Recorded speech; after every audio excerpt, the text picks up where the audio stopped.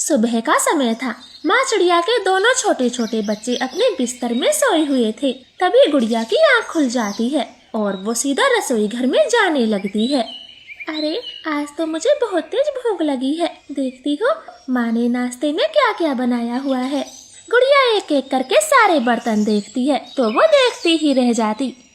ये क्या, सारे पतीले खाली पड़े हैं। अरे हाँ, रात के कुछ फल पड़े हैं, मैं वही खा लेती हूँ।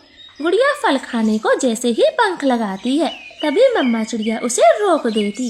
गुड़िया, ये क्या कर रही हो? क्या तुम भूल गई हो आज आपका पहला रोजा है? माँ, मैं भूल गई थी, अब ऐसी गलती दोबारा से नहीं होगी, मैं याद रखूंगी, ये मेरा रोजा है।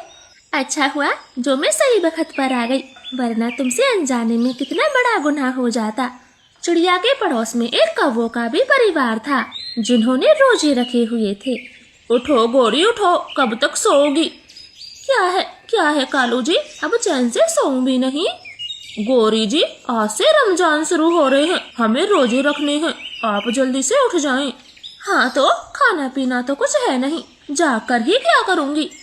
गोरी उठो, ऐसे बुरी हरकतें ना करें, रमजान में हमें अल्लाह को खुश करना होता है, जाने अनजाने में कहीं वो हमसे रूठ गए तो। ना बाबा ना, जल्दी से उठ जाओ। कालू जी, आपको जो करना है वो करें, मेरा दिमाग खराब ना करें, खाली पेट मुझसे नहीं उठा जाता, आप जाएं जहाँ जाना है। ठीक है, मैं जा रहा हूँ, लेकिन आप ये बहुत बड़ी गलती कर रही हो। ऐसे बोलकर कालू कौवा घर से बाहर निकल जाता है। बच्चों, मैं शाम की इफ्तारी के लिए भोजन खोजने जा रही हूँ, आप दोनों याद रखना, कुछ गलती से खाना पीना नहीं करना, मैं जंगल से जल्द ही लौटूंगी। जी माँ, आप आराम से जाएं, मैं अपना भी ध्यान रखूंगी और कुक्कू भाई का भी ध्यान रखूंगी। लेकिन मम्मा, हम सारा दिन घर में क्या करेंगे, सो भी तो नहीं सकते।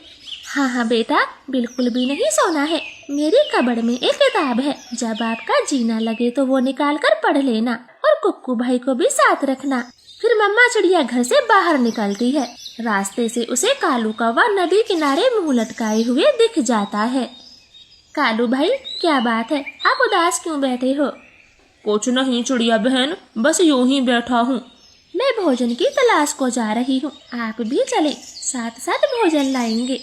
नहीं चिड़िया, मेरे बाग में कई तरह के फल पक रहे हैं, मैं कहीं नहीं जाऊँगा, आप ही चले जाएं। फिर चिड़िया अकेली ही भोजन ढूंढने चली जाती है। चिड़िया को बड़ी मुश्किल से सूखी रोटी मिल जाती, जिसे वो भागकर उठा लेती है। शाम होने को है, कहीं कोई फल तो मिला ही नहीं, अच्छा हुआ जो ये रोटी ही मिल गई, कम से कम बच्चों के काम आएगी। चिड़िया वो रोटी चोंच में उठाकर अपने घर लौट जाती है। घर आते आते उसे रात हो गई थी, बच्चों को तेज भूख लग रही थी। बच्चों, इफ्तारी का वक्त होने वाला है, जल्दी जल्दी से हाथ मुंह धोआएं। ये अब हम रोजा खोलेंगे, चलो गुड़िया दी, जल्दी से नदी पर चलते हैं। ऐसे दोनों बच्चे खुशी खुशी नदी पर चले जाते हैं। दूसरी तरफ कालू कौवा अपने बाग से ढेर सारे फल ले आता है। गोरी तो अपने बिस्तर से हिली तक नहीं थी। गोरी जी, मैंने इफ्तारी तैयार कर ली है, आओ जल्दी से रोजा खोलें। कालू जी, आप मुझे यहीं इफ्तारी दे जाएं, बहुत भूख लगी है, पेट में चूहे दौड़ रहे हैं, अब तो मैं हिल भी नहीं पाऊंगी। कालू कौवा पहले गोरी को बिस्तर पर फलों के सजे थार देकर आता है, फिर बाद में खुद जमीन पर बैठकर अपना रोजा खोलता है। ये क्या मम्मा, हमने तो सोचा था आप रसीले रसीले फल खाने को लाओगी, लेकिन ये क्या सूखी रोटी लाई हो। बच्चों, मैंने बहुत तलाश की मगर कहीं फल नहीं मिला, बड़ी मुश्किल से ये रोटी मिली है, आज खा लो, कल पक्का फल ही लेकर आऊंगी। फिर वो तीनों मिलकर वो सूखी रोटी खाते हैं और अपना रोजा खोलकर सो जाते हैं। दूसरे दिन भी चिड़िया को कोई फल नहीं मिला था, जैसे तैसे सूखे दानों से वो अपने बच्चों के रोजे खुलवाती है। नहीं खाऊंगा, अब मैं ये सूखा दाना नहीं खाऊंगा, पूरा दिन भूखा रहूं और इफ्तारी में ये सूखा दाना चबाऊं, मैं नहीं खाऊंगा। गुड़िया दीदी, मैं नहीं खाऊंगा। हाँ मम्मा, अब तो मेरी भी हिम्मत नहीं है कि ये सूखा दाना चबाऊं। बच्चों, मैं मजबूर हूँ, पता नहीं पेड़ों पर फल क्यों नहीं मिलते, सब खत्म हो गए हैं, मैं कहाँ से लाऊं फल? हमें नहीं पता। मम्मा, अगर आप फल नहीं लाए तो हम रोजा नहीं रखेंगे।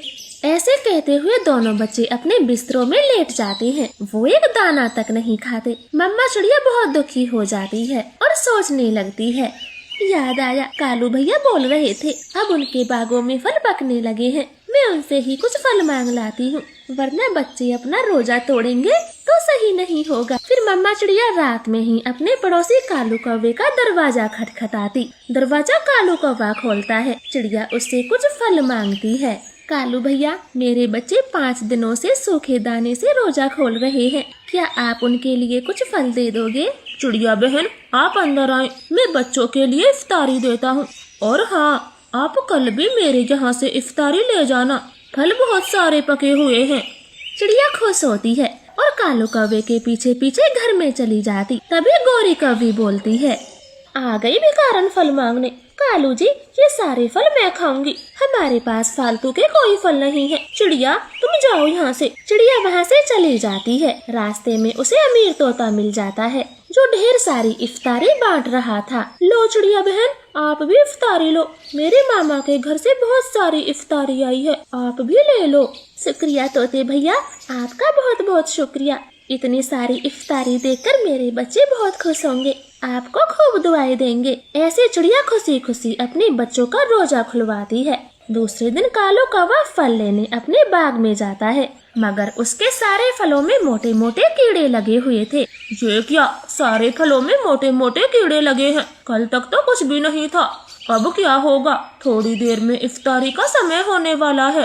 कालू कौवा जल्दी से खाली टोकरी लेकर घर पहुंचता है। गोरी भूखी बैठी हुई थी। कालू उसे कीड़े वाली बात बताता है। कालू जी, ऐसा कैसे हो सकता है? एक ही रात में सारे फलों में कीड़े कैसे लग गए? पता नहीं, लेकिन अब हमें सूखा दाना खाकर ही रोजा खोलना होगा। गोरी एक सूखा चने का दाना मुंह में लेती है तो उसे चिड़िया के बच्चों का ध्यान आ जाता है।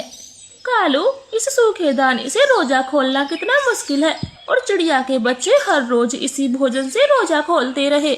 हाँ, और जब बेचारी फल मांगने हमारे पास आई तो आपने उसे जलील कर कर भगा दिया। ये उसी की सजा है जो हमारे फलों में मोटे मोटे कीड़े लग गए। फिर गोरी को अपनी गलती का एहसास हो जाता है और वो दूसरे दिन चिड़िया के घर ढेर सारी इफ्तारी लेकर चली जाती है। वो माफी मांगती है। तो प्यारे दोस्तों, आपको हमारी ये कहानी कैसी लगी? अगर कोई गलती हुई हो तो माफ कर देना और कमेंट करके जरूर बताना। आपका धन्यवाद।